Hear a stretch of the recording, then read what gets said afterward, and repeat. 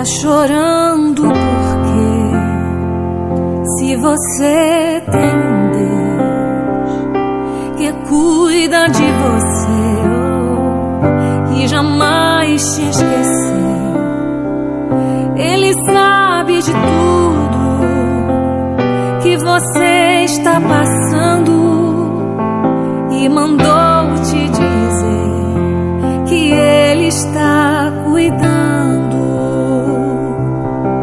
Lembrar de onde você veio e aonde que você chegou. Lembrar de todos os livramentos que você já passou. Nem era pra você estar aqui, mas Deus falou assim: esse aí vou levantar.